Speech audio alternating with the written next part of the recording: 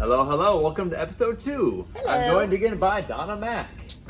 So, I got a question for you. Yes. If a client comes to you and their knee hurts or their hip hurts, they have a knee injury, and they're thinking about a joint replacement, what do you say first of, why is it that my knee has broken down? Right.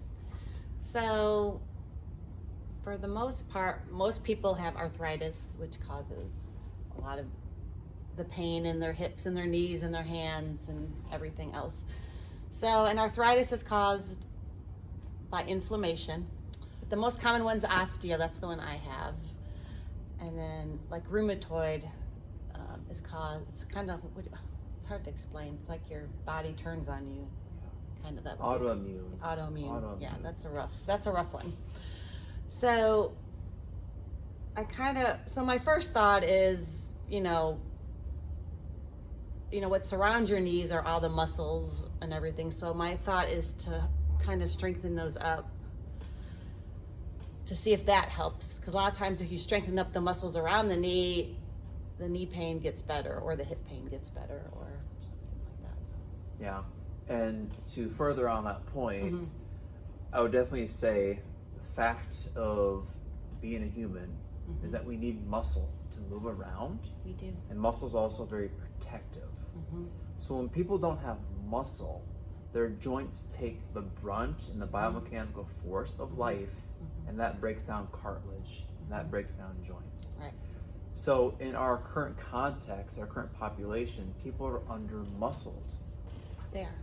So if people don't exercise and don't have muscle, they're at a higher risk for needing joint replacements and for osteoarthritis. Some people wrongly think that if you exercise, that it may lead to more joint replacement, but there's no evidence of that actually. No, I haven't read any evidence of that. And a lot of people have made comments to me because I do lift heavy weights. And they're like, see, that's what happened. I'm like, no, that's not what happened. What happened to me was genetics, because osteo is quite prevalent in my family. So I'm thinking that's part of my cause why it got. So I never injured myself, because arthritis can also set in if you injure yourself. Like say in high school, you did something. That's going to come back to haunt you years later. So, but it's the best thing you can do for it is strength training to help with arthritis. So, I'm still going to be strength training, and Jason's going to be helping me get ready for the surgery. So it's a good thing. Yeah, and let's talk about cartilage overall. Yeah. So with articular cartilage, the cartilage at the end of your bones, Yes. it is a fantastic material, and it's more slippery. So get this, it's more slippery than ice on ice. It is a fantastic substance, so fantastic that scientists are yet to be able to replace it Right. with biomedical technology. They're getting closer, Yep. but not yet. So the best they can do now is shiny metal on plastic, Yep. right? Because that's the cartilage that's gone on my knee, is the articular. So. Yeah. And with cartilage, it is very resilient unless it gets a pothole. So like Donna said earlier, when cartilage is damaged a little bit, when it starts to get potholes, then it tends to accelerate over time. Now, with the right protocols, cartilage can heal. It doesn't have a lot of potential to do so. It's very limited. And there's 4 grades to arthritis.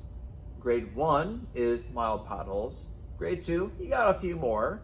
3, we're getting serious potholes. Then 4 is Knee replacement. yeah. So with Donna, she has grade 4 arthritis where there is no cartilage anymore. It is bone on bone. And at that point, there is no more healing potential.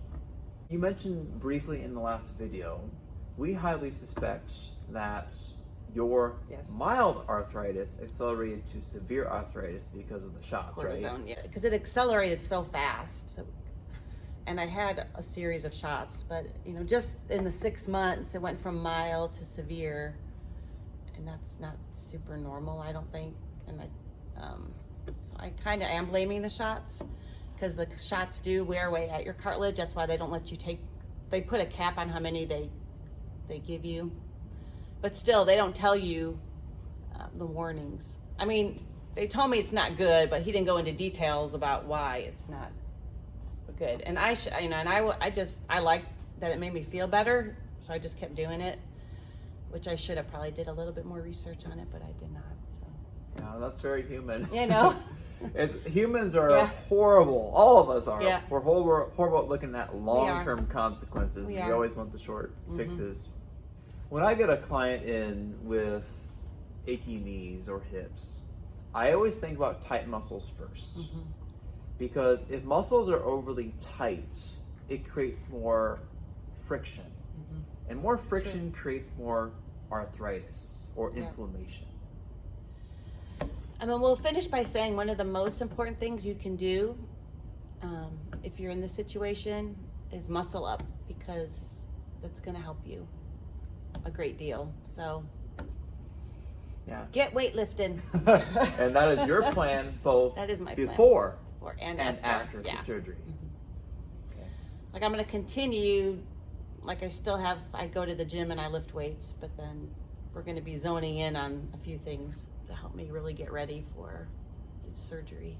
So I think it's going to help, and hopefully you'll get to see how it helps. Yep, I think so, Don. All I think right. so. So this is the end of episode 2. Thanks for tuning in, and we'll see you on the next episode. Bye.